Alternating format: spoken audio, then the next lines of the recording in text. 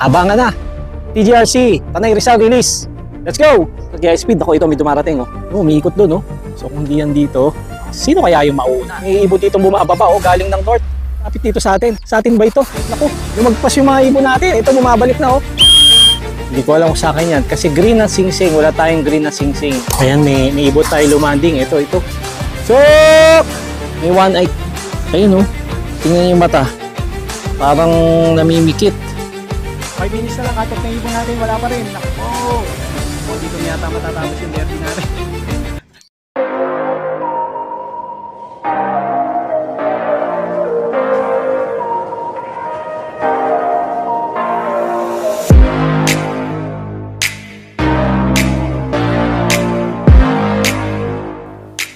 Good morning mga kaebong, panibagong vlog na naman. Abangan na. TGRC, Tanay Rizal release. Let's go! Dito tayo sa ating waiting area, bagong waiting area. So nandito tayo ngayon, nag-aabang sa ating loft. Time check, 8:15 AM. So bali ang speed natin ay siguro mga 1:1 ang speed ngayon. At nag-aantay tayo ngayon sa pagdating ng siyam na ibon natin. Kumpleto yung ibon na tinitraining natin sa south. Siyam na ibon ang sinakay natin. At isa doon ay naka-fundraise 1. Yung ibon natin na singsing ay 140. Yung may puti sa backpack. Yan. So abangan natin kung may laban ba siya sa fundraise. Alright, let's go. At habang nag-aaba, shoutout time muna tayo. Kagabi meron tayong mga supporters, mga kaibong natin na gusto magpa-shoutout sa vlog natin. Alright, so shoutout si El Malibilok dito sa palit na napakabilis na mga ibon, mga nagpapanalo sa pooling. Ayan. So shoutout sa iyo idol, El Malibilok. Shoutout din yung coordinator namin sa BBC Pampanga. Nakalimutan ko, pasensya na idol, si Gerald Dalmasio Katahan. JD Silop, shoutout sa iyo idol. Medyo madami ng ibon na may mga nakikita akong pailan-ilan. Kaso north North naman ng lipad nito. At hindi lang yan, meron din tayong ibon na sinakay sa kosa. Yung nag-iisang ibon natin na natitira, si Bunso. Nawala kasi yung red bar natin. Sayang, naka-double category pa naman yun. Sinakay ko sa ibang club, parang training niya. Sa kasamaan palad, minalas. Hindi nakauwi. So isa na lang yung sinakay natin. Ang release ay Tagudin, Ilocos Sur. Kaya exciting din yun. Mag-aabang-abang tayo hanggang mamaya. Para doon sa ibon na yun. So, kaya ba nung ibon natin na makauwi sa Tagudin? Hindi natin alam kasi mga ibon natin na yung mga sinasakay natin ay mga inconsistent ang performance. Pero itong derby live pa siya, yung first and second lap live siya. So ito third lap na. Third out of fifth, 3 out kumbaga 3 laps remaining, kasama to. So malapit na matapos ang derby, sana naman na makapagpadulo tayo. Alright, pero hindi tayo maasa kung ano lang yung ibigay sa atin, ganun lang talaga. Alright, so ngayon exciting to dahil siyam yung mga ibon natin sa south na sinakay natin sa training. So titingnan natin, obserbahan natin kung sino ba sa kanila yung meron talagang lipad, yung kayang lumipad sa south. Alright, ayun, meron na dun. Galing na south yun. Papunta ng baka papunta na ng mga San Fernando yan, ganyan. Yun, may isa pa dun. So, marating na yung mga ibon. Yung sa atin kaya nasa na. So, akit muna tayo dito sa bubong. Total, hindi pa naman ganun kainit. Para makita natin yung paglanding. Sana makita natin yung mismong paglanding ng unang ibon natin na darating from South Race training sa Tanay Rizal. Ganda ng weather. Ayan, tama-tama lang yung init. Wala pa talagang yung sikat ng araw ay medyo natatakpan ng mga ulap, bahagya lang. Pero yun, tama-tama lang. Kayang-kaya natin tiisin yung init. Talaga ganyan lang, hanggang mamaya. Kape-kape muna. Time check, 8:19. Nusay natin, ano na ba speed ng ibon natin? Ayan, below 1:1 na. So, 1,000 plus na lang ang speed ng mga darating na ibon ngayon. Makarating kaya ang ibon natin, maka 1,000 kaya speed. Ako, ito may dumarating. May dumarating. Kaso, dami. Ito. Hindi tayo sure kung ito yung ibon natin. Dami. Ito. May mga nagliliparan, dami. Pa isa-isa. Parating kaya 1,000 ito. Yun o, umiikot doon o. So kung hindi yan dito, hindi pumunta dito eh. So hindi sa atin yun. Sana yung mauna yung pinan-race 1 natin, no? Yung nakapan-race, sana yun, si 140. Minsan kasi hindi yun yung dumarating, di ba? Talagang ano eh, tsambahan. Yung sa Siam na nirelease na sinakay natin, eh yun. Kumbaga, ang kabang-abang dito is sino kaya yung mauna? Yung kaya nakapan-race o yung mga naka-training lang? Ayan.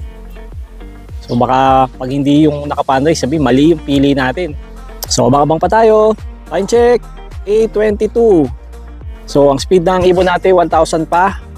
8:25 ang magbibilo siya ng 1,000. So may 3 minutes pa. Ito may dumarating.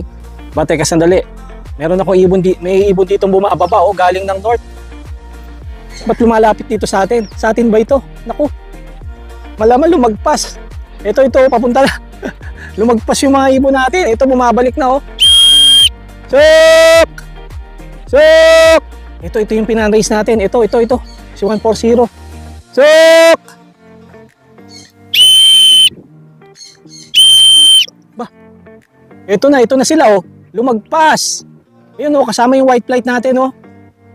Suk! Suk! Yun. 3. Kasama yung nakapan-race. Hindi pa bumababa agad. Ay, hindi kasama. Ang kasama yung kulang yata. Ay, ito nga, kasama nga. Suk! Ba, umiikot pa. Suk! Yun, 4 na sila. 4 na. 4 na yung lumilipad. Suk! Umiikot pa. Bitin yata sa lipad ah. Suk! Baka naiilang. Dito tayo. Baba. Lagyan natin pagkain. Yun, bumaba yung nakapan-race natin. Suk! Suk! Suk! Suk! Suk! Suk! Suk! Ito sila dalawa. Ayun yung nakapan-race.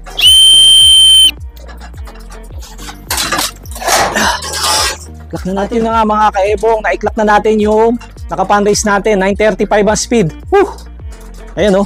Ayan umiinom. Ayan yung blue bar na yan. Yung merong puti sa leeg. Halos sabay-sabay silang 3 dumating eh. Tapos merong isa dito na visitor. Ayun oh. Hindi ko alam kung sa akin yan. Kasi green na singsing. Wala tayong green na singsing. Ayan, may loop visitor tayo kaya hindi yan pumapasok. O may isa pa, ayun oh. Andito. Pero sa atin to malamang. Ano ba singsing nito? Ano ba singsing nito? Utensil yata natin to eh. O baka ito si 133. Yung tinos ko sa... O ito nga. Si 133. Ay, nakasara. Sa white. Nakasara. Sino to? Sino siya? Si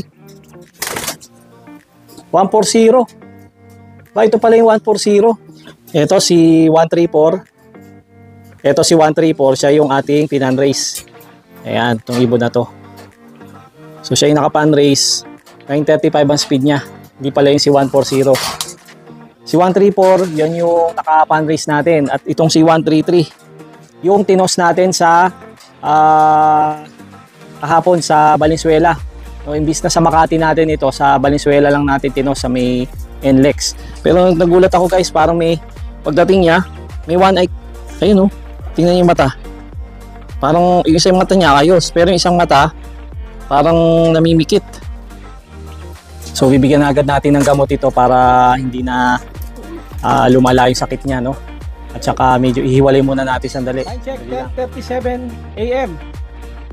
So balik na tayo sa pag-aabang dito sa ating nag-iisang ibon na sinakay natin sa Kosa. Tagudin Ilocos Sur ang release. So 10:37 ay below 900 na yung speed hanggang 11:08. 800 ang speed. So itong mga sandaling ito maaaring dumating na yung ibon natin kung makakauwi siya, no? Kasi ang speed niya naglalaro lang sa 800, below 900 ang speed. So ito yung tamang panahon para magabang tayo. Update muna dun sa mga ibon na sinakay natin sa TGRC, yung mga tinetraining natin sa South. So sa ngayon, 6 na yung ibon na nakauwi, wala pa yung 3. So 6 out of 9 yung mga ibon natin sa South. Ang huling umuwi yung isang ibon natin na may puting singsing. So hindi ko alam kung yung isang ibon kasi natin may one eye cold Pag uwi niya dito may one eye cold siya. So kung may napasukan tayo ng virus, kaya naglagay tayo ng ng antibacterial doon sa kanilang inumin, no? Yun, sana makarecover yung mga ibon natin para tuloy-tuloy yung training. Time check, 11:05 AM, 3 minutes na lang, below 800 na speed, wala pa yung ibon natin. Bumagal yung ibon natin, pero wala pa, di pa dumadating. Di natin alam kung makakauwi. So abang-abang pa tayo hanggang mga 11. Hindi ko alam, mamaya titingnan ko kung anong oras ang cut-off. Alright, so 11:48 na, cut-off ng ibon natin. At dito na natatapos ang ating derby sa Kosa. Hindi natin alam kung makakauwi pa yung ibon natin. Kung makakauwi, di may sasakay natin sa Biyernes. Nag-iisa lang yun Cut-off na siya, so butas na. Sayang. Wala nang pag-asa. Yung cut-off niya siya. Cut-off na siya, sayang. So, yun namang nasa training natin sa South, wala pang dumarating. Kulang pa ng 3.